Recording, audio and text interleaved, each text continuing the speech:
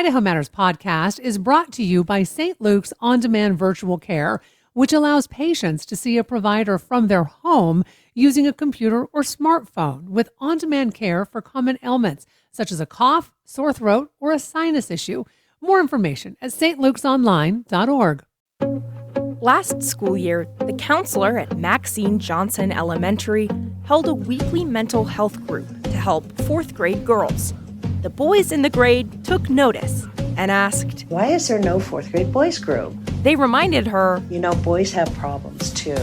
I'm Jackson Holmes, how boys in Parma are overcoming stigmas to take mental health into their own hands. Listen now on BoiseStatePublicRadio.org.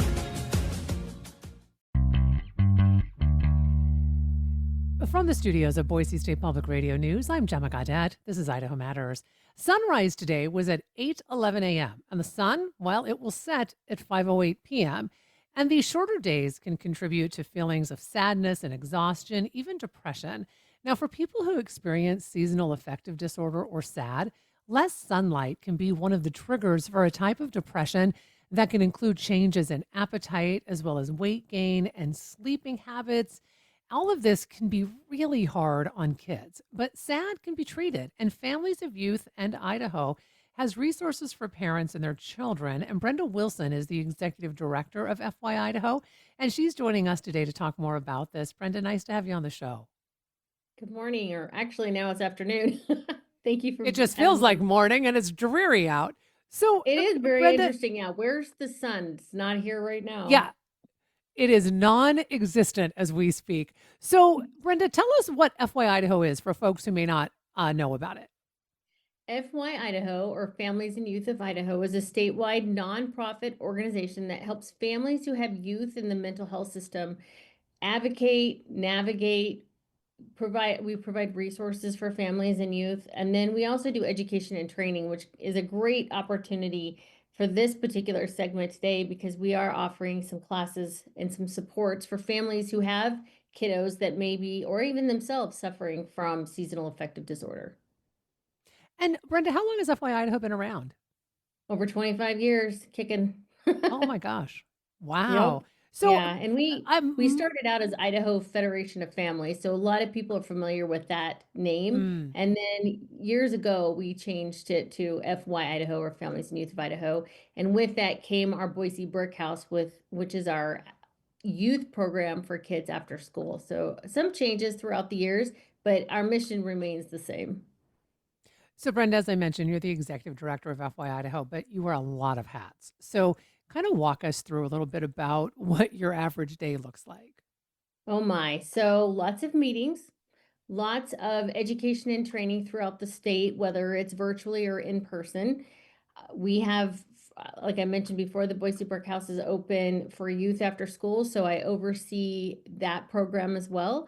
And then just working with families throughout the state and just what is it that they are needing from us? How can we help? How can we add to what's happening within the mental health system? So it's a little bit of everything. You are right. A lot of hats. Not sure which one I wear sometimes, or if I'm wearing two at the same time.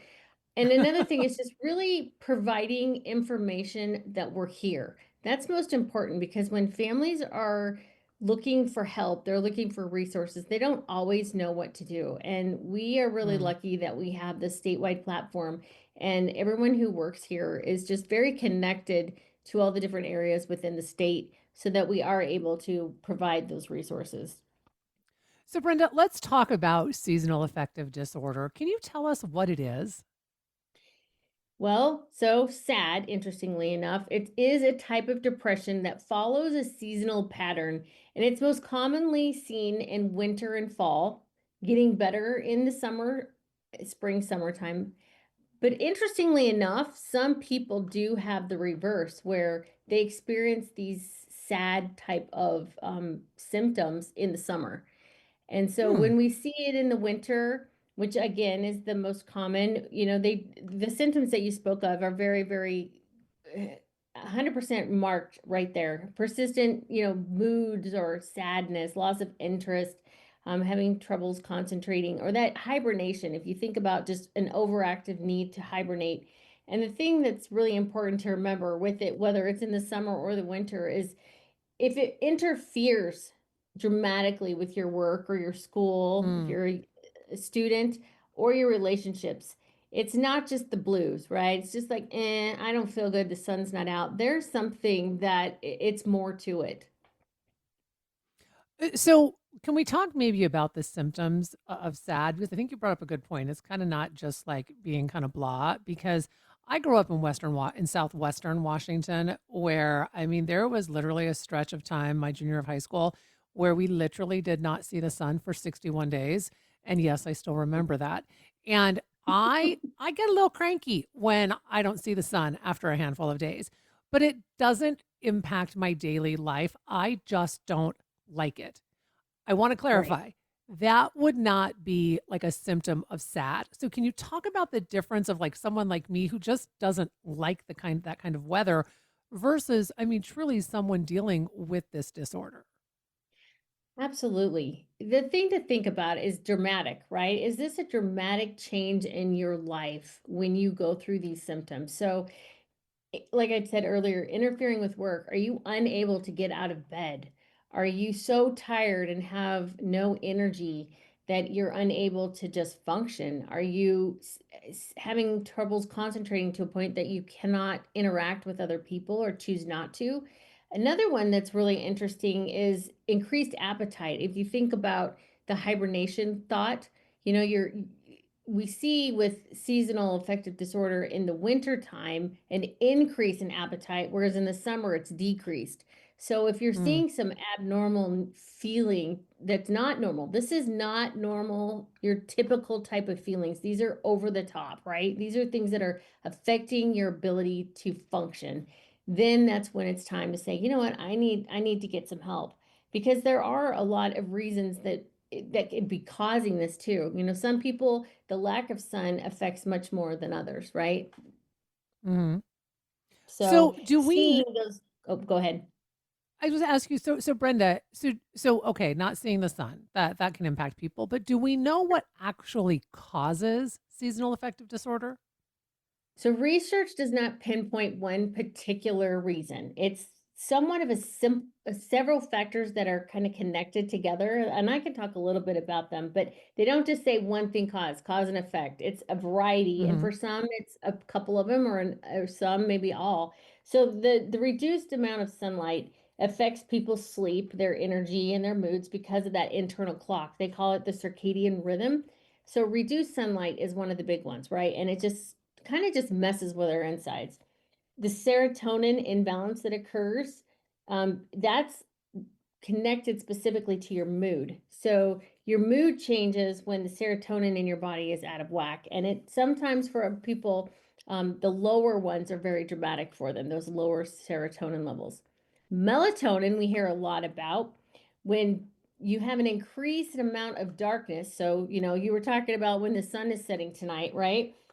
When Mhm. you have decreased or when darkness increases, melatonin production makes you feel more sleepy and have less energy. So that's another one of those like symptoms that you could see that may be a cause. And then vitamin D deficiency. We all know how important vitamin D is, and that is totally relevant to sunlight exposure. So when you have lower sunlight exposure, you have lower ability to absorb those vitamin D's, and that can really affect your mood as well.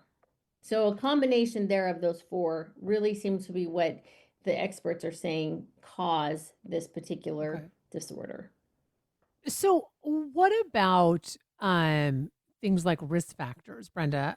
I mean, or triggers. I mean, you mentioned melatonin, serotonin, but things like that. But what about biology? And what I mean by that is, what if there's a family history, or what if I mean, is that part of it? I mean, do we know anything like that? You may be more likely to have experiences with SAD with some of those precursors like you spoke. One of the things they talk about obviously is living far from the equator, less winter. I mean, you know, that winter sunlight doesn't exist as much. So Hmm. that's not biology, that just has to do with geography. But it is a type of depression. And if you have a personal history of it or you have family, you may be more susceptible to it and may want to look at ways in which to preemptively make sure that you're not being affected at, I would say as much as. Believe it or not, and I don't have the citation for this, but by reading and learning more about this disorder, females are more susceptible and seem to be diagnosed more often than men. And then Mhm. young adults. So little kids are usually more resilient to this, what we've seen and what we have anecdotally as well. But it doesn't typically start until you're a little bit older, when probably, you don't go out and play and get the exercise and do the things that kids do, that when we get older that we find that we forget, right? So that's a Mm. good thing to always remember. Be a kid at heart, right? Yeah, Go no play out, kidding. right? Yeah. Oh, okay, so when you say young adults, give us kind of that age group that you're thinking of, because when you say, okay, it doesn't affect little kids Sure. that much because they're outside, they're playing, all of that. I mean, I have an eighth grader who still has recess, right? I have a senior Mhm. in high school. He doesn't get recess. So where are you starting to see that this is impacting our kids? That is a really great question. And I really thinking of what we define young adult is 18 to 26. But when you talked Okay. about the fact that kids that are in high school who don't have the opportunity to go out as much, they're beginning that, right? You'll see, and we see them when some of our kids here at the brick house, because it is a high school age group that comes in. I do see that that is a conversation that a lot of them have, but it doesn't seem to affect them like it does as they get older. And I think that just it has to do a lot about the fact that these kids who are in school still have some additional outlets, right? In order to keep their energy up. They have after Mm, school programs or their sports, or their life is structured a little bit differently, so it doesn't impact them the same as maybe when you are exiting that school arena and going even into university, because university, as we all know, is completely different the way that it's formatted, which is where we see that 18 to 26 young adult is where we really see it start. Okay, so I want to kind of hone in on that, because when you say about that 18 is when we start to see it, and you mentioned college. So we start to send our Mhm. kids off to college around 18, right? And Yes. then we see a lot of kids start getting depressed that first year of college. And I wonder if there's an assumption made like, oh, it's just a transition. They're away from home for the very first time. It's a new environment, you know, but I mean, it could also be sad and we don't know it. I mean, is that are you seeing that as well? I think being aware of where we live, right, and what it looks like in terms of the sunlight and how much we're exposed to, and then all the other things that are going on, there is no way someone couldn't be affected by that in some way, shape, or Mhm. form. And you take young children, well, they're not children anymore. They would always be children to me. You would take the young Exactly. adult out of a high school component and they're in that university and all the things that are happening. And then usually first semester goes right into the fall and into the winter time, which is where we see it, right? So you've got an extra layer of something that we need to be thinking about ahead of time, and maybe even have some kind of infrastructure that's available for students as they're going into university, and especially Mhm. those first semesters, being able to have resources in order to say, you know what, I'm not feeling quite right. And I think it's more than just adjustment. And then find ways in which to try to find ways to accommodate that. So I have about less than 2 minutes with you, and I want to get to Okay. this workshop that you have coming up for families. If you can Yes. talk to us about that, because since I'm Sure. now going to be sending a kiddo off to college at the in the fall, now I just have Oh, one more thing to be panicking about. So yeah. ease my mind here, Brenda. All right. So December 18th, which is Thursday from 12 to 1 via Zoom. So it can go all throughout the Idaho. We are doing a 1 hour education and training with regards to SAD for families, either if they are affected by it or they have children or family members. However you see this helping you is the audience we want. So you can sign up by going to info at FYIdaho.org. and give us your name and we'll have your email, and then we can send you a Zoom link, and then it'll be an interactive educational and training opportunity for that hour. Well, I want to thank you so much for coming in and talking to us about this. We've been speaking with Brenda Wilson. She is the Executive Director of Families and Youth of Idaho. And as Brenda mentioned, they will be hosting a workshop. It is by Zoom. It's titled Understanding and Managing Seasonal Affective Disorder. It's for parents and caregivers, and it will happen on Thursday. I'm Gemma Gaudette, and this is Idaho Matters. Hey, I'm Peter Pruitt from Zoo Idaho. And I'm Dr. Leif Tapinola with the Idaho Museum of Natural History. Together we host The Nature of Idaho, a podcast all about how our state's amazing landscapes, wildlife, and geology shape life here in the Gem State. Each week we dive into nature stories from across Idaho, everything from fossils to forests, and sometimes even a few fun facts you can share on your next hike. So join us as we celebrate everything that makes wild Idaho special. Listen to The Nature of Idaho from KISU, wherever you get your podcasts, or at KISU.org.